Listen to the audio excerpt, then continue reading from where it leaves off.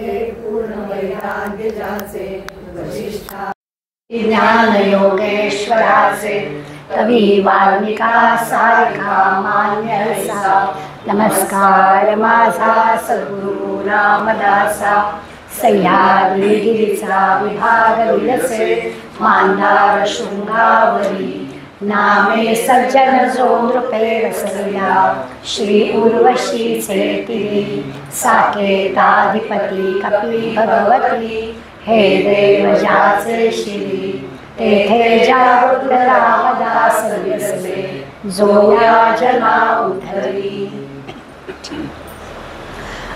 आज आपल्या 16व्या दशकाचा अखेरचा समास आपल्याला अभ्यासायचा आहे. सगळ्या दशकाचा जर विचार केला तर त्याचं नाव होतं सप्ततीन्वय, म्हणजे सूर्याचा वंश. आता 10 समास झालेत, आधीचे 9 समास, त्यामुळे थोडी आठवण येईल आपल्याला. या 9 समासांचा अभ्यास करताना समर्थांनी सुरुवातीलाच हेतू सांगितला की आपण ना देवाला पंचायतन म्हणतो. सगळे जे 33 कोटी देव आहेत ना ते 5 याच्यात विभागले गेलेले आहेत. जसं ब्रह्मा विष्णू महेश, तर ब्रह्मदेव निर्मिती करतो म्हणून, विष्णू सांभाळतो म्हणून, शंकर त्याचा लय करतो म्हणून, आणि जे 2 आहेत ते देवी आणि गणेश. म्हणजे या सगळ्या 5ांमध्ये सगळे देव असतात. मग त्यातला जो ब्रह्मा आहे त्या ब्रह्माची काही देवळं नाही दिसत आपल्याला फारशी, पण त्या ब्रह्मा म्हणजेच कोणतं? सूर्य, निर्मिती करणारा. सूर्यामुळे सगळी निर्मिती होते. सगळं जे सृष्टीचक्र चालतं ते त्याच्यामुळे चालतं. त्यामुळे ब्रह्माची ही म्हणजे सूर्याची उपासना असा त्याचा अर्थ. आणि मग हा जो आपण दशक पाहिला तो सगळा त्या पहिले 7 समास त्याचे पाहिले. वाल्मिकी पाहिले, कारण समर्थांचं दैवत राम आणि रामायण सगळं वाल्मिकीने लिहिलं, त्यामुळे वाल्मिकींचं स्तवन समर्थांनी केलं. आणि मग सूर्याचं स्तवन केलं, आणि मग पृथ्वी आप तेज वायूचं स्तवन केलं, आणि 7वं आत्मारामाचं स्तवन केलं. म्हणजे आत्ता जे मी पंचायतन म्हटलं, ब्रह्मा विष्णू महेश आणि देवी आणि गणेश, या 5ांची निर्मिती कोणी केली असा प्रश्न विचारला तर जे काही परमात्मा असं जे नाव आपल्याला उत्तर जे मिळतं, तो जो परमात्मा आहे त्याचं वर्णन समर्थांना खरं करायचं आहे. त्याच्यासाठी आधी ही सगळी स्तवनं केली. आणि मग 8वा 9वा 10वा हे जे 3 समास आहेत, या 3 समासामध्ये या आत्मारामाचं वर्णन आहे, म्हणजे परमात्म्याचं वर्णन आहे. मग तो परमात्मा म्हणजे काय ते सांगितलं. तो कळायला उपासना सांगितली. ते पण आपल्या लक्षात असेल की उपासनेशिवाय, अनुसंधानाशिवाय आपल्याला यश मिळत नाही. आत्ता आपला विषय झाला की अनुसंधान ठेवलं, गाण्याचं अनुसंधान असतं, आपण गुणगुणतो, आपल्याला सगळं येतं. तसं अनुसंधानात राहिलं की आपल्याला सगळं येतं असा त्याचा अर्थ आहे. तर यश मिळायला हवं असलं तर उपासनेला पर्याय नाही आहे. मग ती उपासना म्हणजे काय तोही विचार आपण केला. बरं, कुणाची उपासना करायची तर आपण दैवताची उपासना करतो आपापल्या, बरोबर आहे. इथे येताना आपल्याला मठात जावं असं वाटतं, उशीर झाला तर जाताना तरी आपण जातो. तर ही जी काय ती आपली उपासना त्या उपास्य देवताची करतो. जसं समर्थ रामाची करायचे, आपण बाकीचे देवाचं घेतलं तर मीराबाई कृष्णाची भक्ती करायचे, तुकाराम महाराज विठ्ठल विठ्ठल करायचे. तर जे ज्याचं उपास्य दैवत त्याची तो उपासना करतो. उपासना करणं म्हणजे आपल्या उपास्य दैवताचं जे चरित्र आहे, उपास्य दैवतेचं जे मोठेपण आहे ते इतरांना सांगणं, ती पण एक उपासना आहे. आणि असं सगळं उपासनेमध्ये आपण पाहिलं. आणि आज आता सगळ्या 9 समासांचा खरं म्हणजे काय शिकलो याचा एक आढावा म्हणजे गुणभूत निरूपण आहे. कारण हे सगळं कुणी निर्माण केलं असं विचार केला तर उत्तर कळलं. पण हे निर्माण केलेलं आहे, साधा अगदी सोपा प्रश्न आहे, सामान्य तुम्हा आम्हाला पडणारा, की जर का हे सगळं भगवंतच आहे तर मग हे बाकीचं दृश्य जग जे आम्हाला दिसतं ते केलंच कशाला ना. सगळीकडे ईश्वर ते ईश्वरच ठेवायचा. आम्हाला डोंगर दिसत आहेत, नद्या दिसत आहेत, पशु दिसत आहेत, पक्षी दिसत आहेत, एक्झिबिशन्स लागले दिसत आहेत, किती नव्या नव्या वस्तू दिसत आहेत. हे कशाला सगळं? ते खोटं आहे ना. हे दृश्य जग खोटं आहे, कारण विकारी आहे, नाश पावणारं आहे, ते काही शाश्वत नाही आहे. त्याच्या मागे असणारा जो अंतरात्मा आहे, परमात्मा आहे, तो फक्त सत्य आहे. असं सारखं आमच्यावरती तुम्ही टाकताय, मग हे हवं आहे कशाला? हे नकोच होतं आम्हाला, असं तर नाही म्हणताय. मग हे का झालं? किंवा या दृश्य जगामध्ये पण तो परमात्मा कसा भरलेला आहे, प्रत्येक चराचरामध्ये तो कसा आहे, प्रत्येक वस्तूमध्ये तो कसा आहे, हे आपल्याला या गुणभूत निरूपणाच्या निमित्तानं पुन्हा एकदा आढाव्यासारखं आज बघायचं आहे, बाकी काही नाही. अनेक शब्द आपण गेल्या 16 दशकांचा अभ्यास करताना शिकलो आहे. आत्मानात्म विवेक शब्द, सारासार विवेक शब्द, म्हणजे योग्य अयोग्य. सारासार म्हणजे काय तर योग्य काय आणि अयोग्य काय, बरोबर काय आणि चूक काय, चांगलं काय आणि वाईट काय, याला आपण सार असार म्हणतो. किंवा आत्मा अनात्मा असे शब्द जरी वापरले तरी अर्थ तोच आहे. की आत्मा म्हणजे काय, तर ते सत्य आहे, अविकारी आहे, निश्चित आहे, निश्चयात्मकच आहे, त्याच्यात बदल होणारच नाही आहे, त्याला आपण आत्मा म्हणतो. आणि म्हणून मग हा देह जरी टाकला तरी आत्मा अमर आहे असं म्हणतो, की तो आत्मा दुसरा देह घेऊन परत येणारच आहे या पृथ्वीवरती, असं वर्णन करतो. त्यामुळे जो अविकारी आहे, कधीच नाश पावत नाही, शाश्वत असणार आहे, त्याला आत्मा म्हणतो. त्याच्या उलट सगळ्या अनात्मा गोष्टी, की जे विकारी आहे, नाशिवंत आहे, आज आहे उद्याचं माहिती नाही, अगदी देहापासून सर्व दिसणाऱ्या सगळ्या गोष्टी या नाशिवंत आहेत. अशा प्रकारचं आपण सार असार, आत्मा अनात्मा असा भेद करतो. हे करता करता अजून एक करतो की जन्ममृत्यूसुद्धा, येणं आणि जाणं ज्याला म्हणतो, तर आपण येतो जातो हे पण अनंत वेळा केलं आहे. आपल्याला माहिती नाही आहे आधीचे जन्म काय झाले, पण तोही आपण कर्मसिद्धांत मानणारी मंडळी आहोत. त्यामुळे आपल्याला हेही माहिती आहे की येणं आणि जाणं हे पण सातत्याने चालू असतं. कितीतरी वेळा तुकारामाचा अभंग आहे, किती वेळा जन्मा यावे, किती वेळा मरण. म्हणजे त्याला काही आपल्याजवळ मोजदाद नाही आहे, माहिती नाही आहे. जन्माला येण्यापूर्वीचे जन्म काय झाले आपल्याला माहिती नाही. पण आपण विचार करू शकतो की काही काही गोष्टी या नरदेहामध्ये आल्यावर आपल्याला सहजपणानं येतात. त्यावेळेला आपण म्हणतो की गेल्या जन्मात ना हे काहीतरी संस्कार झालेले आहेत, म्हणून आत्ता आपल्याला ते लगेच येतं. काही काही 5-6 वर्षाची मुलं किती छान पद्धतीने एखाद्या कलेमध्ये आपल्याला प्रावीण्य मिळवताना दिसतात. मग ते आपण म्हणतो की अरे हे काही या जन्मातलं नाही आहे, याचं हे आधीच्या जन्मात तो घेऊन आला आहे, असं सहज आपण म्हणतो.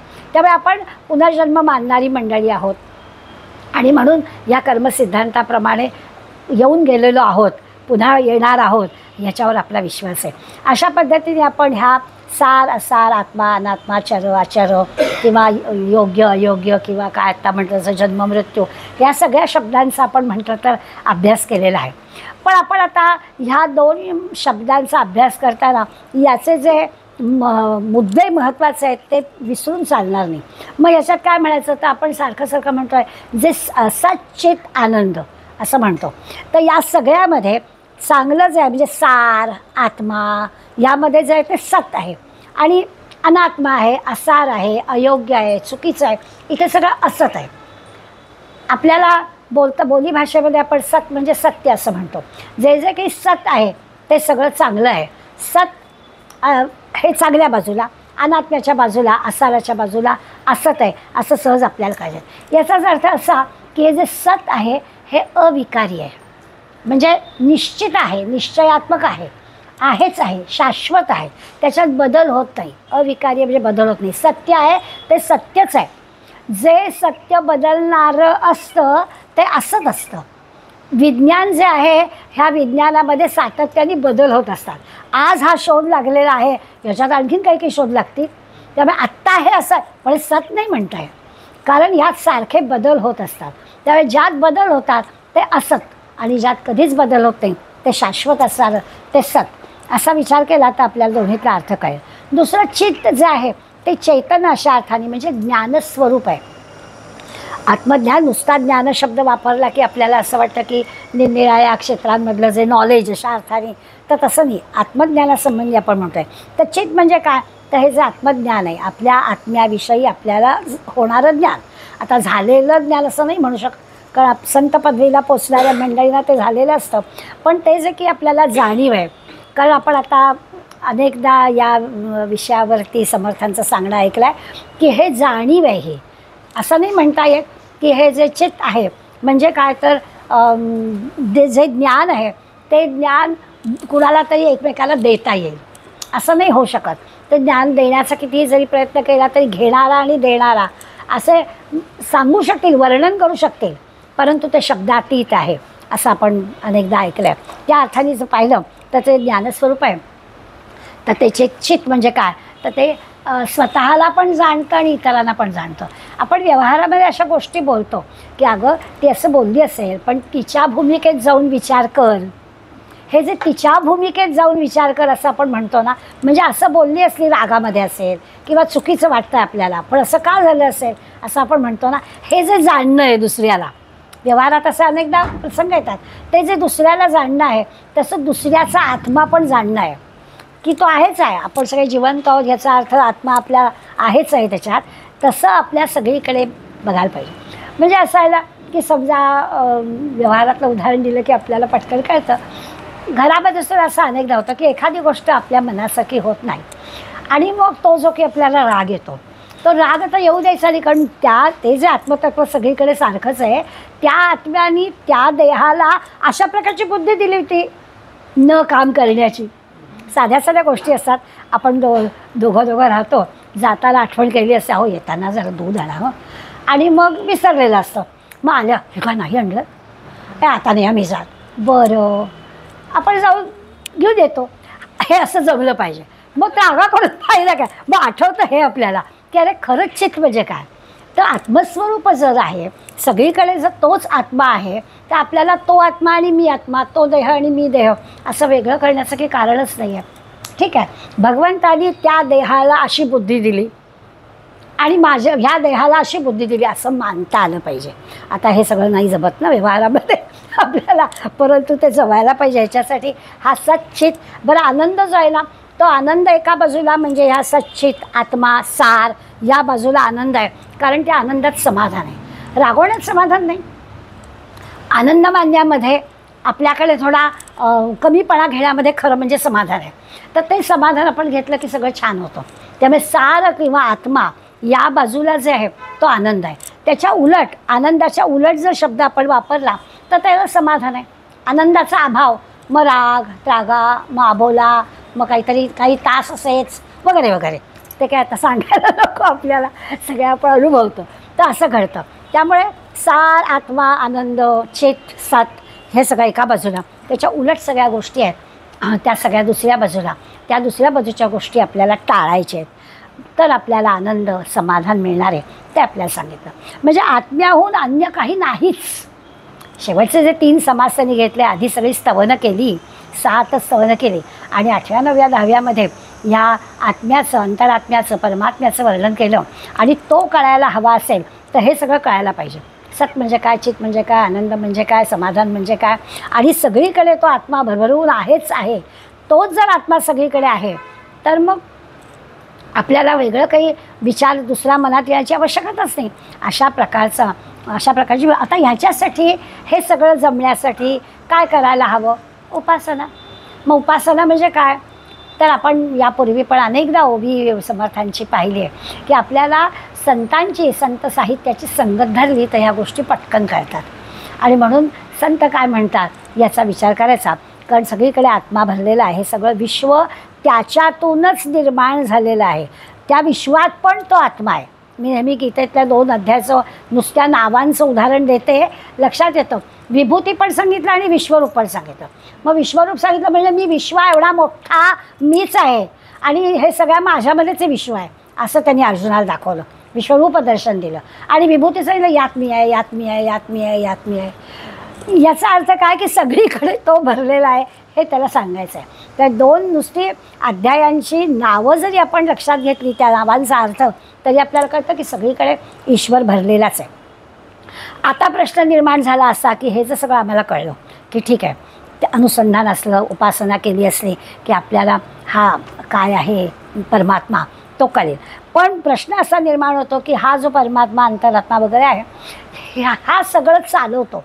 म्हणजे आपली उपास्य देवता, समर्थांची उपास्य देवता राम, आपली प्रत्येकाची जी काही उपास्य देवता असेल, या उपास्य देवता असू दे, दृश्य सगळं जग असू दे, किंवा आपला देह असू दे, या सगळ्यांमध्ये जे की घडवणं चाललेलं असतं ना, ते त्या अंतरात्म्याचं काम आहे. तो सगळं करत असतो. प्रत्येक घटना घडते ती कोण करतं असा प्रश्न विचारला तर अंतरात्मा हे खरं उत्तर आहे. आपण म्हणता भगवंताची मर्जी, ते जे काही आपण उत्तर देतो ते तेच आहे की हे सगळं जे काही घडवणारा कोणी आहे, ते असं का घडलं आपल्याला त्याची कारणं माहिती. परमात्मा हे सगळं घडवतो अगदी सगळ्यामध्ये. म्हणजे उपास्य दैवतापासून, दृश्य जगापासून, आपल्या देहापासून, या विश्वामध्ये घडणाऱ्या प्रत्येक गोष्टीचा घडवणारा कोण, तर तो परमात्मा, असं त्याचं खरं उत्तर आहे. आता असं वाटतं की मग जो तो परमात्मा आहे आणि तो कळायला आपण उपासना करतो आहोत. आणि मगाशी मी म्हटलं तसं की मग हे जर का सगळीकडे तोच आहे तर हे सगळं दृश्य जग निर्माणच कशाला केलं, असा एक सामान्य आमच्या मनात येईल प्रश्न. तसं चालणार नाही. आपल्याला भूक आहे, तहान आहे, आपल्याला ही इंद्रिय आहेत, ह्या इंद्रियांच्या काही गोष्टी आहेत, तर ह्यासाठी हे दृश्य जग आपल्याला हवं आहे आणि त्या दृश्य जगाकडूनच आपण या सगळ्या गोष्टी घेणार आहोत. त्यामुळे दृश्य जगच का निर्माण केलं हा प्रश्न तसा म्हटलं तर खोटाच आहे. या दृश्य जगाशिवाय काही आपण राहणार नाहीच आहोत. तर याचं वर्णन करताना समर्थ आपल्याला सांगतात एकचित शक्ती नावाची एक शक्ती आहे. या आत्म्याचीच, परमात्म्याची हीच एकचित शक्ती नावाची शक्ती आहे आणि ती जी शक्ती आहे ती ज्ञानमय विलक्षण शक्ती आहे आणि ही विलक्षण शक्ती जी आहे ती या आत्म्यातूनच निर्माण होते आणि ती हे सगळं चराचर निर्माण करते. त्याला त्यांनी वर्णन केलं आहे की जसं ही सृष्टी निर्माण का झाली तर वर्णन असं करतात की भगवंताला, त्या परमात्म्याला असं वाटलं एको अहम बहुश्याम, की मला एकटं नको, मला अनेक गोष्टी पाहिजेत असं त्याला म्हणे वाटलं. म्हणजे एक निर्मितीची, उपनिषदांमध्ये या निर्मितीचं वर्णन करताना अनेक ऋषीमुनींनी आपल्याला कळावं म्हणून असं दिलं आहे की एकोहम बहुश्याम. त्याला असं वाटलं की आपण पुष्कळ व्हावं आणि मग तो पुष्कळ रूपांनी आपल्या पुढे आला असं वर्णन करतात. याला समर्थांनी किंवा आपल्या बाबा बेलसर यांनी असं म्हटलं की हे सृष्टी निर्मितीतली स्पंदन आहेत. मग पहिलं स्पंदन काय झालं की आपण कुठल्याही गोष्टीचा आपण का करतो, आपल्याला आनंद मिळावा म्हणून. तुम्ही इथे सगळे काय येतात, आनंद मिळावा म्हणून. मी का बोलते, मला आनंद मिळावा म्हणून. प्रत्येक गोष्ट आपण उठल्यापासून झोपेपर्यंत, जन्मापासून मृत्यूपर्यंत आपला हेतू आनंद मिळावा असतो आणि त्याच्यासाठी आपण करतो.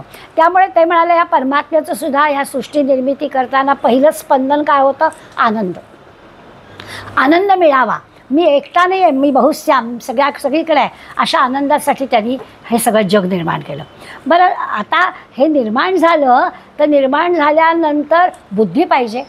म्हणजे त्या बुद्धीने आपण जो आनंद घेतो, जसं आपण म्हणतो की गाणं ऐकलं की आनंद होतो. आता त्या आनंदाचं आणखीन जर दुसरं पुढलं स्पंदन असेल तर त्या गाण्याचा अर्थ कळला पाहिजे, त्या गाण्यातला राग कळला पाहिजे, त्या गाण्यातला ताल कळला पाहिजे, ते गाणं आपल्याला म्हणता आलं पाहिजे. किती गोष्टी असतात ना पुढल्या. मग त्या सगळ्या करणं म्हणजे पुढलं स्पंदन आहे ते बुद्धीचं आहे. म्हणजे आधी आनंद या गोष्टीसाठी आपण हे सगळं करतो. परमात्म्याने पण तेच केलं, तुम्ही आम्ही पण तेच करतो आणि मग त्याची पुढली गोष्ट असते की त्याला बुद्धी पण लागते. नुसताच आनंद होतो, वेडो म्हणतील लोक, आपला हसतोय, त्याची मागे बुद्धी असेल तर त्या आनंदाचं आपण कारण सांगू शकू. नाही तर आपला एक हसत गेला कोणी तर लोक म्हणतात काय वेळ आहे का काय. त्या आनंदसुद्धा व्यक्त करायचा असेल तर त्याच्यामागे बुद्धी पाहिजे. त्या पुढलं जे स्पंदन आहे ते बुद्धीचं आहे. त्याच्यानंतरचं जे स्पंदन आहे ते मनाचं आहे. बुद्धी पण आहे पण मन पण पाहिजे. आणि त्या मनाचा याचा अर्थ वृत्ती, आपल्या ज्या वृत्ती असतात त्या मनाचं स्पंदन असणं म्हणजे काय, तर मनाच्या वृत्ती असणं. त्यामुळे आनंद आहे, बुद्धी आहे, मन आहे आणि त्या मनाच्या नंतर आपले पंचप्राण पण आहेत. जसं आता आपण परवा पाहिलं की ती 83, 84, 88 वर्षाच्या बाई सुंदर पद्धतीने त्यांनी नृत्याविष्कार केला. तर आता तो करताना त्यांच्या ज्या देहामध्ये तेवढी ताकद पण पाहिजे ना, प्राणशक्ती पण पाहिजे. त्यामुळे आनंदाच्या नंतर बुद्धी आहे, मन आहे आणि प्राणशक्ती पण आहे. इच्छा पुष्कळ आहे, हो, मनाला पण इच्छा आहे, परंतु ते शरीराकडून होण्यासाठी त्या शरीराला ताकद पाहिजे ना, ते पंचप्राण पण पाहिजे. तर ही अशी एकापुढे एक स्पंदनं निर्माण होतात कुठल्याही गोष्टीच्या निर्मितीसाठी. आपल्याला कळावं म्हणून आपण माणसाचं उदाहरण घेतलं आणि असं म्हटलं की पहिलं काय पाहिजे, तर आनंद पाहिजे, मग बुद्धी पाहिजे, मग मन पाहिजे, मग पंचप्राण पाहिजे. आणि या सगळ्या पंचप्राण ज्या देहामध्ये आहेत तो देह पंचमहाभूत आणि 3 गुणांचा बनलेला आहे. त्याचं समास आहे गुणभूत निरूपण. तिन्ही सगळ्या 8 गोष्टी पाहिजेत. पंचप्राण जसे पाहिजेत किंवा पंचमहाधातू जसे पाहिजेत, पृथ्वी आप तेज वायू आकाश जसे पाहिजेत, तसं त्रिगुण पण पाहिजेत. त्या गुणभूत निरूपणामध्ये सारांश रूपाने ह्या ज्या 9 समासामध्ये विषय झाला तो आज ते परत सांगतायत की असं निर्मितीच्या, प्रत्येक गोष्टीच्या निर्मितीच्या मागे असतं. आपण आपल्याला होणाऱ्या एखाद्या आनंदाच्या गोष्टीचा अभ्यास करायचा या मार्गाने. की आनंद झाला म्हणजे काय झालं, कुठलाही अगदी साधं असेल. आत्ता जसं म्हटलं की गाणं ऐकल्यावर झालेला आनंद, की ह्या सगळ्या गोष्टींपर्यंत जायचं. की आनंद का झाला, तर माझ्या बुद्धीला ते गाणं कळलं, माझ्या मनाला आनंद झाला, माझ्या वृत्ती उल्लसित झाल्या. मग हे सगळं अनुभवलं का मी, तर माझ्या अंगात ताकद आहे म्हणून. मग कोणी नृत्य आविष्काराने करेल, कोणी संगीताच्या माध्यमातून करेल, कोणी कविता त्याच्यावरती करेल, त्याच विषयावर तो एखादा प्रतिभा संपन्न असेल तर तो काव्य करेल, कोणी लेख लिहील. किती किती गोष्टी असतात. तर हे सगळं कशामुळे होतं, पंचप्राणांमुळे होतं. आणि हे पंचप्राण म्हणजे काय, तर हा देह. मग हा देह म्हणजे काय, तर पंचमहाभूत आणि सत्वरज तम या 8 गोष्टी. अशा सगळ्यांचा विचार केला तर हे सगळं कसं सूक्ष्मात गेल्याशिवाय कळत नाही. म्हणून आपण गेल्या वेळेला शब्द वापरला होता की ह्या परमात्म्याला ओळखायचं तर आपण सूक्ष्मात जावं लागतं. स्थूल गोष्टीमध्ये आपल्याला पांडुरंगाची मूर्ती दिसेल, पांडुरंगाचं देऊळ दिसेल, पांडुरंगाच्या देवळामध्ये होणारी गर्दी दिसेल, बाहेर झाडं काय तुळशी विकणारे हार विकणारी माणसं दिसेल, किती किती गोष्टी स्थूल. मग सूक्ष्मात काय होईल? मला घर बसल्या पांडुरंगाचं दर्शन होईल. सूक्ष्मात जायचं म्हणजे काय करायचं? जायला मिळालं तर आनंदच आहे, पण ह्या सगळ्या गोष्टी आहेत या स्थूल आहेत. अगदी तो विटेवरती उभा असणारा तो स्थूल रूपातला आहे. मग सूक्ष्मात जायचं म्हणजे काय करायचं? माझ्या अंतरंगामध्ये तो आहेच, त्याला पाहायचं. म्हणून स्थूलाकडून सूक्ष्माकडे जायला आपल्याला त्यांनी सांगितलं. आणि मग यांनी काय होतं? ही उपासना, यांनी मन एकाग्र होतं. सूक्ष्मात गेलं मन की मन आपलं एकाग्र होतं. उपासनेच्या माध्यमातून आपल्याला अंतरात्मा ओळखायचं आहे. मग अंतरात्मा ओळखायचं म्हणजे काय करायचं? तर आधी सूक्ष्मात जायचं. सूक्ष्मात जाऊन उपासना करायची म्हणजे खरं ते उपासनेचं मर्म म्हणतो ना, ते आपल्याला सापडतं. मग वेगळं काही करावं लागत नाही. अगदी घर बसल्या आपण श्रावणी सोमवारी अगदी पार चारधाम यात्रा करून येतो. कारण सूक्ष्मात जाऊन इथेच बसून करायचं आहे, मनानेच सगळं करायचं आहे. छानपैकी रत्नाई कल्पित महासन हिमचारी स्नानमचं दिव्यामरम म्हणायचं आणि मानसपूजा करायची. सगळं आपल्याला घर बसल्या तिथे मिळतं की सूक्ष्मात गेल्याशिवाय नाही मिळत. तो जो उपासनेतला आनंद आहे तो आपल्याला घ्यायला सांगितला आहे. आणि हे सगळं साधकाला शक्य आहे. उपासनेवर विश्वास लागतो ना. आपण जर कोणाला सांगायला गेलो आणि त्याचा विश्वासच आहे ते तुमचं पुढे झालं, ते तुमचं तुम्हाला ठेवा, हे असं काय असतं का? आम्ही बाबा यात्रेत जाऊन आलो तरी पण आम्हाला असं वाटतं की आम्हाला काही भगवंताचं दर्शन झालं नाही आणि तुम्ही म्हणता घर बसलं दर्शन होतं, असं म्हणतीलच आपल्याला. त्यामुळे विश्वास असणारा साधक जो आहे त्या साधकाला ही अनुभूती येईल की काही आपल्याला आवश्यकता नाही कुठे कुठे जाण्याचं आणि छानपैकी त्याला समाधान आनंद आपण ज्या क्रमाने पाहिलं ते सगळं मिळेल. आता असं सगळं जरी असलं तरी श्रोत्यांनी प्रश्न विचारला या समासाच्या सुरुवातीलाच. पंचभूते झाले जग, पंचभूताची जग बघ, पंचभूते गेली या मग काय झाले? पंचमहाभूतांनी आहे म्हटलं इथपर्यंत आम्हाला आता कळलं सगळं बरोबर आहे. पण पंचमहाभूत नाशिवंत आहेत. मग पंचमहाभूत नाहीशी झाली की पुढे काय? सत्वरजतमा नाहीसे होणार आहेत, मग पुढे काय? असा प्रश्न या श्रोता वक्ते असं बोले. भूतांचे महिमे वाढविले, पंचमहाभूत कळलं, तुम्हीच त्याचं महत्त्व आम्हाला सांगितलं, पण ते गेले कुठे? ते नाहीसे होणार आहेत ना, ते विकारी आहेत. मग ते नाहीसे झाले तर पुढे काय? सत्वरजतम विकारी आहेत, मग काय? आपण पाहिलं आहे की आपल्याला परमात्मा कळायला गुणातीत व्हावं लागतं, म्हणजे सत्वाच्याही पलीकडे जावं लागतं, कारण हे सगळं नाशिवंत आहे. ज्या देहाचा विचार आपण केला आणि पंचमहाभूत आणि त्रिगुण ह्याचा विचार केला तर श्रोत्यांनी अगदी हुशारीनं प्रश्न विचारला वक्त्याला की हे सगळं नाशिवंत म्हणताय ना, मग नाहीसं झालं पुढे काय? असा प्रश्न आहे आणि त्याची उत्तरं लगेच तिसऱ्या अवघीपासून अखेरपर्यंत समर्थ आपल्याला देणार आहे. ही जे पंचमहाभूत आणि त्रिगुण आहे हे काय आहे तर जे जे झालं आहे ते भूत आहे. भूत या शब्दाचा अर्थ आपण व्याकरणाच्या दृष्टीने विचारतो भूतकाळ म्हणतोच की होऊन गेलेलं, जे होऊन गेलेलं आहे त्यासंबंधी आहे आणि ते होऊन गेलेल्यामध्येच ते त्रिगुण आहे. मग आता जर आपल्याला त्या अंतरात्म्यापर्यंत पोचायचं आहे तर या पंचमहाभूत आणि त्रिगुणांच्या पलीकडेच जायचं आहे. अगदीच विचार करायचा झाला, पिंडाचं उदाहरण घेतलं तर आपल्याला पटकन कळतं की आता हा देह आणि आत्मा हे वेगळे आपल्याला कळले. या देहातच तो आहे. आता देहातच तो आहे तर कुठे कुठे आहे असं जर विचारलं, हात पटकन हृदयाकडे जातो, पण म्हणजे की फक्त इथेच आहे असा नाही त्याचा अर्थ, तर रक्ताच्या थेंबात आहे. अगदी पायाच्या नखाच्या म्हणतात तसं अंगठ्याच्या नखापासून ते डोक्यापर्यंत सगळीकडे तो आहे. प्रत्येक शिरेमध्ये प्रत्येक ठिकाणी कणाकणामध्ये तो भरलेला आहे. देहाचा विचार केला तर, संबंध विश्वाचा विचार केला तर विश्वामध्ये पण धुलीकणापासून मुंगीपासून हत्तीपर्यंत सगळीकडे तो आहेच आहे असं आपण म्हणतो. मग तसं जर आहे तर त्याला लक्षात घ्यायचं आणि बाकी सगळं भूत होऊन गेलेलं झालेलं त्याला बाजूला काढता आलं पाहिजे.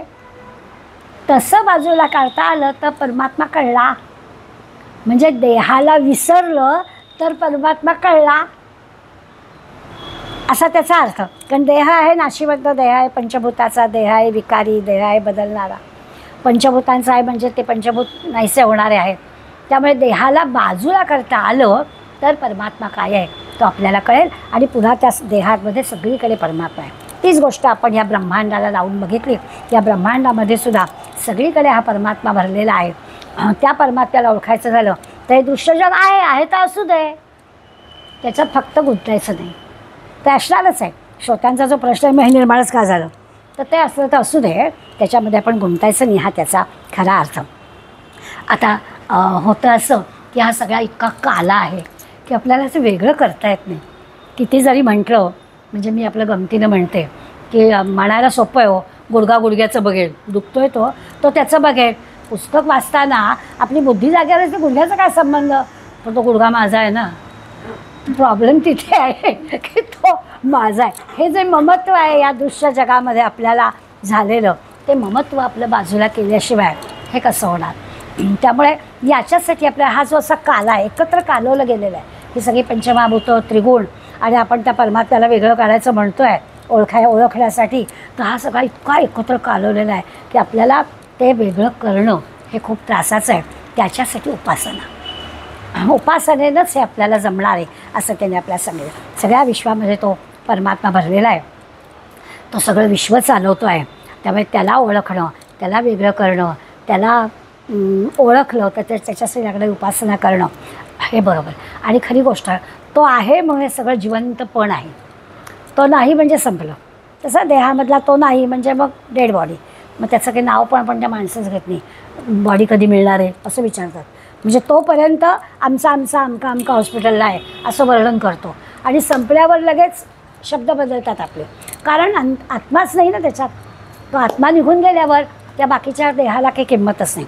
पण देह निर्माण करणारा, तो ठेवणारा, त्याला सांभाळणारा तो परमात्माच आहे. जिवंतपण म्हणजे परमात्मा, आणि मृत असणं म्हणजे तो परमात्मा नसणं असा त्याचा अर्थ. आता या सगळ्याला उपासना करायची म्हणजे काय, तर समर्थांचा एक लाडका शब्द आहे, सगळ्यांना माहितीच आहे. विवेक शब्द समर्थ सगळे काही वापरतात. ते म्हणतात माणसाचा विवेकसुद्धा अंतरात्म्यामुळेच घडतो, त्या परमात्म्यामुळेच माणूस विवेकाने वागतो. मग अशी बुद्धी शब्द वापरला, आता विवेक शब्द वापरला, अर्थ तोच की बुद्धी जर वापरली तर आपण विवेकाने वापरतो. आपण जेव्हा रागावतो तेव्हा आपली बुद्धी काम करत नाही, म्हणून आपण रागावतो छोट्या मोठ्या गोष्टींमध्ये कारण नसताना. पण बुद्धी जर तिथे लावली, विवेक जर तिथे लावला, तर मग आपल्याला राग नाही येणार की ठीक आहे, त्या भगवंतानी त्याला तशी बुद्धी दिली, आपल्याला अशी बुद्धी दिली असं आपण म्हणू शकतो. तर तसं आपल्याला जमलं पाहिजे. त्या विवेकसुद्धा माणूस करतो असं जे म्हणतो, तो विवेकसुद्धा अंतरात्म्यामुळेच घडतो असं आहे. आता त्याच्यासाठी पुढल्या काही ओव्यांमध्ये समर्थांनी या संबंध ब्रह्मांडातल्या सगळ्या गोष्टींचा क्रम आपल्याला दाखवून दिला आहे. आता या क्रम दाखवताना सांगितलं की ठीक आहे, परमात्मा रूपी जो परमेश्वर आहे त्याला भजावं, त्याची उपासना करावी, त्याच्या अनुसंधानात राहावं, हे मान्य आहे. त्या उपासनेच्या आधारानं म्हणजे वेगवेगळ्या पद्धतीने उपासना प्रत्येकाची असते. कोणी भजन करेल, कोणी काय नामस्मरण करेल, कोणी काही आणखीन करेल. या सगळ्या गोष्टींनी परमार्थ साधतो. अमुकच पद्धतीची उपासना असली पाहिजे असं की आपल्याला भगवंतांनी सांगितलं नाही. ज्याला जशी पाहिजे, मग खुलभर दुधाने पण भगवंत मिळणारच आहे, त्या खुलभर दुधाने पण गाभारा भरणारच आहे असं आपल्याला दिसतं. त्या उपासना तुम्ही कुठल्याही पद्धतीने करा, फक्त आपल्याला तो परमात्मा खात्रीनं उपासनेनं भेटेल असं मात्र वाटलं पाहिजे. भेटेल का, असेलच का, मी एवढं करते पण मिळतं आहे की नाही, असले भाव नाही मनात आणायचे. मी ज्या पद्धतीची उपासना करते त्यावेळी परमात्मा भेटेलच. आणि मोठमोठ्या मंडळींच्या जीवनामध्ये अशा गोष्टी आपल्याला घडताना दिसतात की ते जसं ठरवतात, जसं बोलतात तसं तसं त्यांच्या जीवनामध्ये घडतं. कारण जणू काही त्यांच्या उपासनेवर त्यांची असणारी जी निष्ठा आहे, त्या निष्ठेमुळे त्यांचा म्हणजे भगवंतच त्यांच्याकडे ते बोलतो आणि कृती त्यांच्याकडून तशीच्या तशी होते असं दिसतं. सांगितल्या वेळेला, सांगितल्या याला त्यांचा शेवटचा श्वास निघतो, अशी किती उदाहरणं आपल्याकडे आहेत. त्याचं कारण तेच आहे की त्या परमात्म्याला त्यांनी ओळखलेलं असतं. त्यांच्या उपासनेवर त्यांची दृढ निष्ठा असते. त्या उपासनेच्या द्वारा त्यांना ही गोष्ट पक्की कळलेली असते. आता आपण उलट्या क्रमाने गेलं तर हा जो अंतरात्मा परमात्मा आहे, या अंतरात्म्यापासून काय काय निघालं. आता ब्रह्मांडाचा विचार करायचा आहे तर या परमात्म्यापासूनच वायू निर्माण झाला, वायूपासूनच अग्नी निर्माण झाला, अग्नीपासूनच पाणी निर्माण झालं. पाणी म्हणजे सूर्याच्या उष्णतेमुळे पाण्याची वाफ झाली, आणि पाण्याची वाफ झाल्यानंतर स्वाभाविकच ते पाणी गेल्यावर माती म्हणजे पृथ्वी तयार झाली. आता अग्नी म्हणजे एवढा सूर्याचा प्रचंड दाह असा सगळा आहे, आणि वायू आहे, या सगळ्यापासून काय झालं तर माती तयार झाली. असं साधारणपणाने या पंचमहाभूताची निर्मिती कशी होते तर त्याच्या मुळाशी पण अंतरात्माच आहे, आणि ह्या सगळ्या एकमेकांनी होतो. बरं, हे एकमेकांना किती पूरक आहेत तसं पाहायला गेलं तर समर्थ इतकं बारकाईने वर्णन करतात की अहो नुसताच सूर्य असता तर ती पृथ्वी भाजून निघाली असती. आज आपण पाहतोच आहोत की आपल्या लक्षात येतं की प्रचंड उष्णता वाढते आहे, आणि ती उष्णता थांबवण्यासाठी असणारा तो ओझोन वायू कमी कमी होतो आहे, आणि ती उष्णता आपल्याला अत्यंत त्रासदायक होते. आता ह्या उष्णतेला शांत करण्यासाठी पाऊस पण हवा. बरं, नुसता पाऊस पण चालणार नाही, तर थंडी पण फार वाजता कामा नये, म्हणून ऊन पण पाहिजे, ऊन पण फार असता कामा नये म्हणून थंडी पण पाहिजे. असं सगळं जे की आहे ना, समतोल राखणं म्हणतो आपण, तर सगळं समतोल या सृष्टीमध्ये आपल्याला दिसतो. इतकं कशाला, हे वर्षभराचं झालं, दिवसातसुद्धा सकाळ दुपार संध्याकाळ, सकाळची हवा, मग दुपारची जरा गरमी, पुन्हा संध्याकाळी जरा शांत हवा, रात्री आणखीन शांत हवा. मुंबईत राहतो आपण, त्यामुळे असं काही आपल्याला फार त्याच्यातला फरक आहे असं जाणवणार नाही, पण आता गेल्या 8 दिवसात तरी आपण खुश आहोत की जरा हवा छान आहे असं म्हणतो आपण. तर असं जे काही आहे, ही सगळी जी काही सृष्टीतली आपल्याला बरोबर समतोल राखण्याची कोणी केलं आहे सगळं, तर ते पण परमात्म्याने केलं. असा जर विचार आपण केला तर आपल्याला कळेल की नुसतं पंचमहाभूतातला एखादं असून चालणार नाही, नुसता अग्नी चालणार नाही, नुसता वायू चालणार नाही, नुसतं जलतत्व चालणार नाही, तर ह्या सगळ्यांनी आणि एकमेकांची जी कमतरता आहे ना ती दुसऱ्यांनी दूर केली आहे असं आपल्याला दिसतं. आणि अशा पद्धतीने सगळं सृष्टीचक्र चाललेलं आहे. त्या ब्रह्मांडाचा विचार केला तरी त्याच्या मुळाशी तो परमात्माच आहे, आपल्या पिंडाचा विचार केला तरी त्याच्या मुळाशी तो परमात्माच आहे असं आपल्याला दिसेल. आता हे जर आपण केलं तर ह्या सगळ्यामध्ये एक प्रकारचा क्रम आहे बरं का. कशानंतर काय, आता एवढं हजारो लाखो वर्ष आपण पाहतोय, थोडाफार फरक जरी झाला म्हणतो आपण, यंदा जूनमध्येच पाऊस पडला, मग जुलैमध्ये एकदमच कमी झाला असं म्हणतो, पण तरी पावसाळ्याचे 4 महिने ठरलेले आहेत, उन्हाळ्याचे 4 महिने ठरलेले आहेत. सबंध पृथ्वीवर हे सगळं रचना जी आहे ती क्रमाक्रमाने जशी आहे तसं बरोबर सगळं ठरलेलं आहे.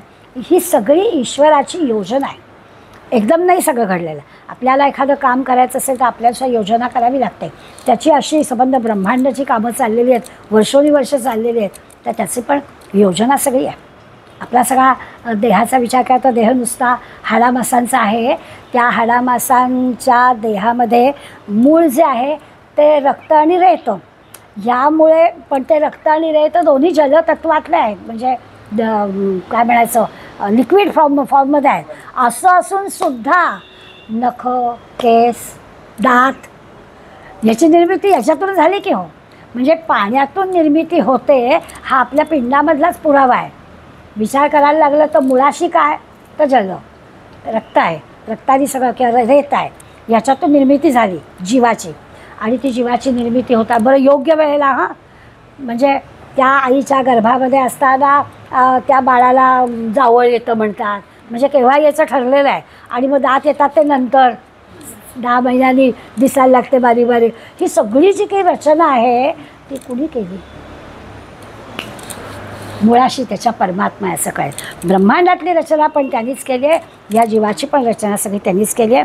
ही सगळी या पंचभूतांनी, म्हणजे त्यांनी जो प्रश्न विचारलेला की दृश्यजग कशाला हवा आहे, तर हवा आहे ह्या सगळ्या पंचभूतांनीच हे सगळं झालेलं आहे. त्या एकमेकांचं जे काही एकमेकांशी समरसता आहे, एकमेकांना पूरक सगळं जे आहे त्याच्यातून ही सगळी निर्मिती झाली, पिंडाची पण आणि परमात्म्याने हे सगळं निर्माण केलेलं आहे. आणि हे सगळं निर्माण केल्याशिवाय परमात्म्याची ओळखच नाही. आम्हाला हा देह मिळाला आहे म्हणून आपण परमात्म्याचा शोध घेऊ शकतो आहे. परमात्म्याने हा देह निर्माणच केला नसता तर ह्याला ओळखताच आलं नसतं आपल्याला. त्यामुळे दिसायला जरी असं असलं, श्रोत्यांचा प्रश्न जरी असला की पंचमहाभूत आणि त्रिगुण हे नाशिवंत आहेत ना, मग कशाला, तर तसं नाही, हे सगळे नाशिवंत असले तरी त्याच्यातूनच ही सगळी निर्मिती झाली. आणि ती कशी झाली आहे ह्याचा जर शोध घ्यायचा प्रयत्न केला तर आश्चर्य वाटेल अशी गोष्ट आहे. खरोखरच आहे की दात काही जलतत्व नाही आहे, केस काही तसे नाही आहेत, नख तसे नाही आहे, मग असं असून सुद्धा या जलतत्वातून याची निर्मिती कशी झाली. किंवा आपण आता ब्रह्मांडाचा विचार करताना सागराच्या तळाशी किती किती रत्न असतात. आपण रत्नाचं पाणी, मोत्याचं पाणी असा शब्द वापरतो, पाणीदार मोती, कारण ती पाण्यातूनच निर्मिती झाली आहे. मग त्याला आपण हे करू की शिंपल्यामध्ये अगदी मृग नक्षत्रातला पावसाचा डायरेक्ट थेंब पडला आणि मग त्या रेतीच्या कणाचा मोती झाला वगैरे वगैरे असा आपण शोध लावून सांगू, पण पाण्यातूनच त्याची निर्मिती असं दिसेल. त्यामुळे ब्रह्मांडात काय किंवा या देहात काय सगळीकडे परमात्म्यापासून ह्या सगळ्या गोष्टी होतात हे आपण मान्य केलं पाहिजे. असं जर मान्य केलं तर मग उपासना करावीशी वाटेल आपल्याला की अरे खरंच काय ग्रेट आहे ह्या कोण शोधला पाहिजे असं आपण म्हणू आणि त्या परमात्म्याला शोधा जाऊ. मला असं आहे, माणसाने किती जरी प्रयत्न केलं आणि सगळं समज प्रयत्न करून बघितला तरी सगळंच्या सगळं आपल्याला समजतं असं नाही. अगदी वैद्यकीय क्षेत्रामध्ये विचार केला तर एवढ्या मोठ्या मोठ्या डिग्र्या घेतात, किती किती ठिकाणी कुठल्या ठिकाणी जाऊन अभ्यास करून येतात, पण तरी देखील त्यांना सगळ्या गोष्टी मानवी देहातल्या कळतात असं नाही असं आपल्याला दिसतं.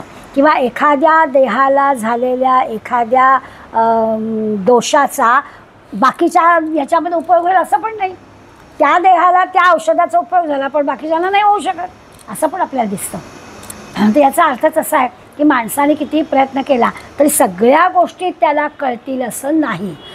त्या तुलनेमध्ये भगवंताचं ज्ञान आगाध आहे, त्या परमात्म्याला सगळं कळतं आहे आणि म्हणून त्याची उपासना करायची, त्याला आपण करायचा. तो परमात्मा सगळं सांभाळतो आहे, सगळं निर्माण करतो आहे, सगळं त्याचंच आहे, सगळा उद्योग त्याचाच आहे. आता त्याची उपासना केली, त्याचं ज्ञान झालं की आपलं काम झालं. आपल्याला फक्त तेवढंच करायचं आहे, हे आपल्याला मान्य करायचं आहे की हे सगळं परमात्म्याचा उद्योग आहे आणि तो परमात्म्याचा उद्योग आहे तर तो परमात्मा कोण आहे आणि तो शोधायचा मार्ग काय तर उपासना. म्हणून आपल्याला उपासना करायची आहे आणि उपासना करायची म्हणजे अंतर्यामी तो आहे तर त्याला काहीच नको आहे खरं म्हणजे. अशा अर्थाने विचार करून जर आपण त्याला ओळखलं तर आपलं काम झालं. असा जर विचार करायला लागला तर आपल्याला जरा धीर येतो. अरे हां समथिंग काहीतरी आहे, आता कळलं आहे आपल्याला असं समर्थ सांगायला लागले आणि ते वाचलं की आपल्याला जरा धीर येतो. हा जो धीर आहे हा धीर नसला तर मग उगाचच आपली धडपड होते. धीराने घेतलं, समजुतीने घेतलं, विवेकाने घेतलं, बुद्धीने घेतलं की मग आपल्याला त्याच्यापासून कळतं. मग काही आपला त्रागा होत नाही, आपल्याला काही अमुकच एक गोष्ट मिळालीच पाहिजे असं काही आपल्याला होत नाही, काही नाही. मग अगदी छानपैकी आपण समाधानात राहतो धीराने घेतलं तर. पण तसं झालं नाही तर मात्र आपण धडपडतो, हे पण पाहिजे ते पण पाहिजे, हव्यास असतो, स्पर्धा असते. मग सगळे आपले जे षड्रिपू असतात ते वरवर येतात म्हणून सांगतात ते मिळवायला काही धडपड करायची नाही, तो आहेच आहे हे मान्य करायचं आणि मग आपल्या हव्या त्या उपासनेनं त्याला मिळवायचं. म्हणजे जसं असतं ना की आपण कधी कधी म्हणतो की अमुक एक व्यक्ती पाठीशी असली ना की मला अगदी निर्धास्त पण वाटतं. असं जे आपण म्हणतो की या व्यक्तीची ती आहे नुसतं. आता नको असणारे आधार आपण कधी कधी घेतो. म्हणजे गमतीला हल्ली पुष्कळदा असं होतं की आमच्या मुली आमच्या गावात आहेत ना म्हणून आम्ही इकडे राहायला आलो. आता तो आधार काढतो किंवा मुलं आहेत आपली त्या गावामध्ये तर आपल्याला त्यांची धावपळ नको, आपल्याला काही झालं तर म्हणून पालक बिचारे म्हणतात ठीक आहे बाबा आम्ही येतो तिकडे राहायला. तर हे जसं आपण म्हणतो ना व्यवहारात की एक आधार लागतो आपल्याला, तसं ह्या परमात्म्याचा आधार आपल्याला मिळतो, ईश्वराचा आधार मिळतो की अरे बाकी सगळे आधार लटपटत आहेत. बँक बॅलन्स किती आहे, मुलगा जवळ आहे की नाही, शेजारी विचारतात की नाही, ह्या सगळ्याची चिंता करायची नाही, तो परमात्मा माझं सगळं करेल. अशा प्रकारची एक हिंमत, अशी आपल्याला धीर देणं जे म्हणतो ते असं आहे. त्याच्यासाठी उपासना करायची आणि उपासना करायची त्याच्यात ती काही सांगायला लोक जो साधक आहे त्या साधकाला ज्या पद्धतीची उपासना करावी करायची. मग त्यांनी नाम घ्यावं, ध्यान करावं, भजन करावं, निरूपण करावं, सत्संग करावा, काय जे त्याला हवं आहे ते करावं. त्यांनी तो परमार्थ साधतो. पण याच्यावर विश्वास मात्र असला पाहिजे. आपण जी उपासना करतोय ती बरोबरच आहे अशी खात्री वाटली पाहिजे. बऱ्याचदा काय होतं की आम्हाला ती खात्रीच नसते. अमुक एक जण काहीतरी करतोय ते बरोबर वाटतं, हे मी करते हे काही खरं नाही असं वाटतं आणि मग आम्ही सारखं काहीतरी बदल करतो. तर तसं नाही, जे आपण करतो आहे ते निश्चितपणे परिणामकारक आहे अशी आपल्याला खात्री वाटली पाहिजे. असाच सगळा विचार या समासात समर्थ आपल्याला अगदी लहान समास आहे आणि सारांश रूपाने सगळं सांगून झालेलं आहे. त्यामुळे नवीन काही नाही, फक्त परमात्म्याची एक खात्री की तो जिकडे तिकडे आहे असं करायचं. आता याच्यासाठी जी उपासना म्हणून आपण म्हटलं तर समर्थांनी ठिकठिकाणी दासबोधामध्ये ठिकठिकाणी उपासनेचं महत्त्व आपल्याला सांगितलं आहे. यापूर्वी पण आपण उपासना आता सोपं असतं ना, हल्ली काय गुगलवरती दासबोध काढायचा उपासना असा शब्द टाकला एकदा बरं ओळी आल्या पुढे मग माझ्या लक्षात आलं की ते छान की उपासना शब्द कुठे कुठे समर्थांनी वापरला आणि केव्हा केव्हा वापरला त्याच्या 10-12 ओव्या या निमित्ताने आपल्याला लगेच मिळून गेल्या. कारण महत्त्व त्याला आहे ना, उपासना महत्त्व आहे. तर त्यांनी म्हटलं उपासना म्हणजे ज्ञान. आता ज्या आत्मज्ञानाचा एवढा विचार केला त्यांनी एका शब्दात सांगितलं की उपासना करताना ते म्हणजे ज्ञानच आहे. मग तुम्ही त्या सौरभनी सांगितलेली आसनं करा, नाहीतर आणखीन काय श्री श्री रविशंकरच्या याला जा, कुठेही जा, किती उपलब्धता आहे आपल्याकडे. जी पाहिजे ती उपासना करा. आता पुढे येणार आहे नियमित करा. म्हणजे आम्हाला ना नाविन्याची आवड असते. आज इथे, उद्या तिथे, परवा तिथे, काय काय आम्हाला आवड. आमकं ना मी एकदा गेले, मला इतकं आवडलं की चाललं तिकडे. असं नाही करायचं. एका ठिकाणी खड्डा खडला तर पाणी लागतं, 50 ठिकाणी थोडं थोडं खडून पाणी लागत नाही. त्यामुळे आपल्याला जे आपण करणार आहोत ती उपासना आपल्याला नियमितपणानं करायला हवी. म्हणून ते म्हणतात उपासना म्हणजे ज्ञान. ज्ञाने पावी जे निरंजन. ज्ञान म्हणजे आत्मज्ञान. ज्ञान मिळेल म्हणजे काय, तर आत्मज्ञानाची प्राप्ती होईल. खात्रीनं सांगतात समर्थ की काही त्या आत्मज्ञानाची भीती बाळगू नका, ते आत्मज्ञान प्राप्त होईल उपासनेने. आणि ती उपासना म्हणजेच आत्मज्ञान आहे.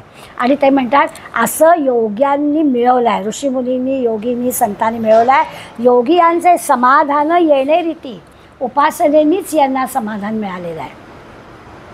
पण आता आम्हाला संतांच्या सारखं म्हणजे इतका भगवंतावर विश्वास ठेवून उपासना करता आली पाहिजे, हा त्याचा अर्थ आहे. त्यामुळे उपासना म्हणजे ज्ञान ही व्याख्या समर्थांची आपल्याला कळेल. पुढे म्हणतात दुसऱ्या ह्याच्यामध्ये उपासना ज्ञानस्वरूप ज्ञानी चौथा देह आरोप. आता म्हणजे काय चौथा देह आरोप म्हणजे काय, तर आपल्याला 4 देह माहिती आहेत, स्थूल, सूक्ष्म, कारण, महाकारण. झालेला आहे आपला अभ्यासक्रम. तर हे जो महाकारण आहे चौथा देह आहे. आणि महाकारण म्हणजे काय, तर ब्रह्मांडाचा पण चौथा देह आहे. तर तो आपल्याला ह्या परमात्म्यापर्यंत घेऊन जातो. त्यामुळे स्थूलाचं कळतं आपल्याला, सूक्ष्माचं कळतं, मग कारण म्हणून काय आणि महाकारण म्हणून ते म्हणतात की उपासना ज्ञानस्वरूप आहे. त्या ज्ञानस्वरूपामुळे तो ज्ञानी चौथा देहापर्यंत सहजपणानं जातो, सूक्ष्मामध्ये जातो. आणि म्हणून या कारणे सर्व संकल्प सोडून द्यावा. उपासनेचा पण संकल्प करावा, मला हे जमेल असं म्हणावं आणि त्याप्रमाणे करावं. आता ते काय जमेल आणि म्हणणं हे असतं. गंमत म्हणून सांगते, आम्ही एकदा सहलीला गेलो 4-5 जणी आणि माझ्या बहीणबाई होत्या बरोबर. आणि दिवसभर फिरलो रिक्षा करून. आणि संध्याकाळी ह्याच्यात अंबेजोगाईला होतो. अंबेजोगाईला त्या खोलीमध्ये आता दिवसभर दमलो होतो. आणि मग म्हणाल्या मला ना विष्णू सहस्त्रनाम म्हणायचं आहे. आता आधीच बहीणबाई आणि परत विष्णू सहस्त्रनाम म्हणजे थांबायलाच हवं. मग बिचारे आम्ही सगळ्या बसलो, गांधी तयारी झाली होती झोपण्याची तरीही बसलो. आणि मग म्हणाल्या मी 3 वेळा म्हणते. करायलाच लागलो. अरे बापरे म्हटलं. दुसऱ्या दिवशी आम्ही सकाळी बाहेर पडल्यावर प्रत्येक विष्णू सहस्त्रनाम म्हणा. आता ते दिवसभरात संपू आले तर पुन्हा रात्री. तर काय ठरवायचं हे आपल्याला ठरवायला हवं. काय ठरवायचं ह्याला फार महत्त्व आहे. का आपल्याला झेपलं पाहिजे, आपल्याला झेपेल त्या गोष्टी केल्या पाहिजे. म्हणून ते आपल्याला सांगत आहे की ते ज्ञानस्वरूप कुणाला काय जमतं म्हणून मला जमेल असं नाही, मला काय जमेल तशी उपासना ठरवावी, ती नियमाने करावी असा त्याचा अर्थ. पुढल्या एका श्लोकामध्ये ओवीमध्ये समर्थ म्हणतात उपासना शोधून पाहिली तो ते विश्व पाळीती झाली. उपासना म्हणजे काय, तर सगळ्या विश्वावर आपलेपणानं प्रेम करणं. उपासना म्हणजे आत्तापर्यंतचं आपण म्हटलं भजन करावं, पूजन करावं, ठीक आहे, श्लोक म्हणावे, स्तोत्र म्हणावे, असं सगुणाची उपासना करावी. सगुणाच्या उपासनेने हळूहळू निर्गुण निराकार भगवंत कळतो, हे बरोबर आहे. आता समर्थ आणखीन एक पाऊल पुढे जातात. ते असं म्हणतात सगळं विश्व माझंच आहे, सगळ्या विश्वावर आपलेपणानं प्रेम करावं, ती खरी उपासना आहे. शब्दाचा अर्थ पाहिला तर उपासना म्हणजे देवाच्या जवळ असणं. तर आता प्रत्यक्ष देवाच्या जवळ असणं म्हणजे काय, देव जर सगळीकडे आहे तर जिथे जिथे तो आहे ते मला माझं वाटलं पाहिजे. मग आपल्याला कुठेतरी शारदा शाळेमध्ये जाऊन शिकवावंसं वाटलं पाहिजे, आपल्या अनगावला जाऊन मुलींना शिकवावंसं वाटलं पाहिजे, कुठे समजा काही निसर्ग आपत्ती आली तर तिथे मदतीला जावं वाटलं पाहिजे, आपल्या परीनं जे करता येईल. कारण सगळ्या विश्वात तो आहे, त्या सगळ्या विश्वावर प्रेम करणं ही पण आपली उपासना आहे. समर्थांचा सामाजिक हे फार होतं, त्यामुळे ते आपल्याला लगेच सांगेल की आपलेपणानं हे माझं आहे अशा पद्धतीनं सगळ्या जगावर, सगळ्या विश्वावर प्रेम करावं. मग कोणी शत्रू नाहीच असा त्याचा अर्थ. आणखीन एका ओवीमध्ये समर्थ म्हणतात उपासना सकळा ठाई आत्माराम कोठे नाही, या कारणे ठाई ठाई रामे आटोपिली. काय झालं तर अंतरात्मा नाही अशी जागाच नाही ना, सगळीकडे अंतरात्मा आहे. त्या अंतरात्म्याची उपासना करायची. पण आपल्याला हे लक्षात घेतलं पाहिजे की सगळीकडे त्याची सत्ता आहे, ते आपल्याला ओळखता आलं पाहिजे भगवंताचे, म्हणजे मग ती उपासना नीट होईल. सकळा ठाई उपासना करायची म्हणजे काय तर तो भगवंत सगळीकडे आहे हे आणि सगळ्या ठिकाणी तोच काम करतो आहे. म्हणजे कारण उपासनेचा पण आपल्याला अहंकार येईल ना, मी करते असं होईल ना, ते पण येऊ द्यायचं नाही, कारण ते पण तो भगवंतच करतो आहे. मी करते असं म्हटलं की गडबड झाली. म्हणून उपासना करायची, या विश्वावर प्रेम करायचं, पण ते करता करता तो भगवंतच करतो आहे बरं का, हे पण मान्य करायचं. नाही तर आलंच मी हे केलं, मी असं केलं, माझ्यामुळे झालं, मी नसते तर कठीणच होतं, अशा सगळ्या गोष्टी यायला नकोत. म्हणून त्यांनी लगेच सांगितलं की सगळं तोच करतो आहे. हां, करवी तुमच्या करत असेल तेवढं आहे, कारण उपासना म्हणून तुम्ही करताय, पण ते मी केलं असं होणार नाही. अशा पद्धतीने उपासनेच्या गोष्टी, उपासनेचा गजर स्वप्ने स्थळी थोरं थोरं प्रत्ययाने प्राणी मात्र सोडविले असं म्हणतात. म्हणजे निस्पृह माणसाची लक्षणं सांगताना ही ओवी त्यांनी सांगितली की एखादा निस्पृह माणूस काय करतो तर तो उपासना करतो, स्वतः करतो आणि स्वप्ने स्थळी थोरं थोरं प्रत्ययाने प्राणी मात्र तो अनुभव घेतो. प्रत्यय घेतो म्हणजे अनुभव घेतो आणि अनुभवाने तो सगळ्यांना उपासनेला लावतो. म्हणजे ही पण जबाबदारी आहे उपासना करणाऱ्याची की आपण करायचं, आपण करावं, करवावे सुद्धा. नाही तर आपण केलं की झालं, मला काय करायचं असं नाही. इतरांना पण आपण चांगल्या मार्गाला घेऊन जायला पाहिजे. तर निस्पृह जो असतो तो असं करतो, स्वतः करतो आणि इतरांकडून सुद्धा करवून घेतो. हे मोठं कौशल्य असतं. नाही तर आपलं कोणी ऐकतच नाही हो, आपला अनुभव जरा वेगळाच असतो. तर आपल्याला ती शक्ती पाहिजे की आपण करायचं आणि इतरांनी ती गोष्ट पटवून द्यायची आणि त्यांना पण त्या मार्गाला लावायचं. आता होतं असं की आपण 50 सांगू त्यातले 5 जण ऐकतात, पण आपण 5 जण ऐकतात म्हणून 50 सांगायचंच नाही असं नाही करायचं. सांगायचं 50 जण सांगायचं, 5 तर कळेलच ना, 5 तर जण येतीलच ना, असा विचार करून करावं लागतं. जसं देश काल परिस्थिती कशी असेल त्याप्रमाणे त्या निस्पृह जो या समाजातला जो चालक आहे किंवा उत्तम पुरुष ज्याला म्हणतो त्याला वागावं लागतं असं दिसतं. आणि मग आणखीन एका ओळीमध्ये समर्थांनी म्हटलं उपासनेचे उत्तीर्ण व्हावे, भक्तजने वाढवावे. या उपासनेशिवाय दुसरा पर्याय नाही, यांनीच भक्तजन वाढतात आणि त्याच्यासाठी अंतरी विवेक उमजावे. सगळं काही फक्त अंतरामध्ये विवेक हवा, बुद्धी हवी, योग्य अयोग्य कळलं पाहिजे. जे मुळात आपण सुरू झालं की सार काय, आत्मा काय, अनात्मा काय, योग्य काय अयोग्य काय, ते कळलं की या सगळ्या गोष्टी आपल्याला कळतात. ज्ञानी माणूस जो आहे तो उपासनेच्या द्वारा स्वतः तर ब्रह्मज्ञानापर्यंत पोचतोच आणि अनेकांना ब्रह्मज्ञानापर्यंत घेऊन जातो. आणि म्हणून या समासात समर्थांची ओवी आहे उपासनेचा मोठा आश्रय. फार मोठी उपासनेची हे आहे आपल्याला, त्याच्या आधाराशिवाय आपण काही करू शकत नाही. उपासने म्हणजे निराश्रय, उपासना नसेल तर काहीच होणार नाही. त्यामुळे ठरवायला हवं, करायला हवं, निष्ठा हवी, जमेलच असं आपल्या मनाला सांगायला हवं, तर उपासनेचा ह्या आधाराने आपण पुढे जाऊ. उपासनेच्या शेवटी देवा भक्ता अखंड भेटी. निर्णय काय या समासातल्या ओवीतल्या शेवटचा की ह्या उपासनेच्या द्वारा भक्त आणि भगवंताचं अद्वैत साधतो की तो वेगळा नाहीच आहे असं आपल्याला लक्षात येतं. म्हणून उपासनेशिवाय काही बोलू नये. जे काही करायचं आहे ते उपासनेसंबंधी करावं.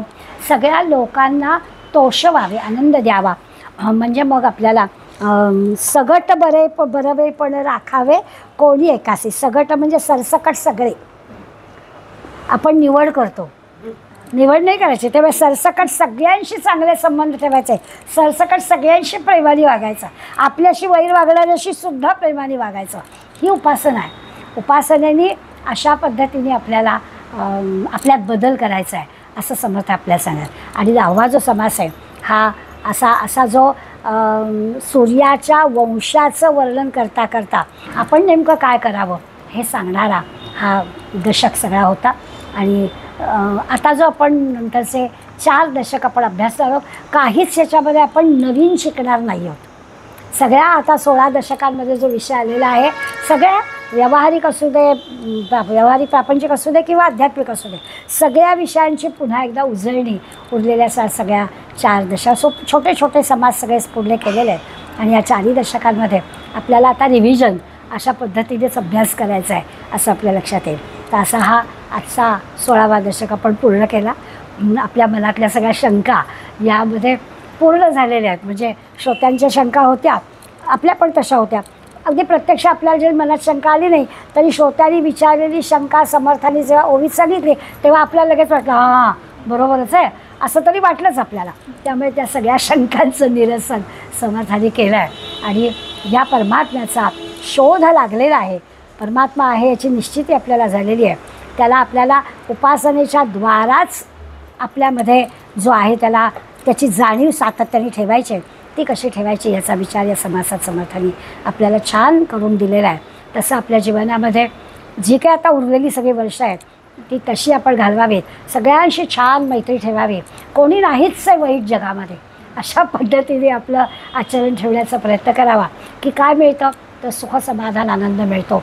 ज्याला आपण सार म्हटलं, आत्मा म्हटलं, सच्चित आनंद समाधान असं जे म्हटलं ते सगळं आपल्याला याची डोळा प्राप्त होईल असं समर्थांनी खात्री दिलेली आहे.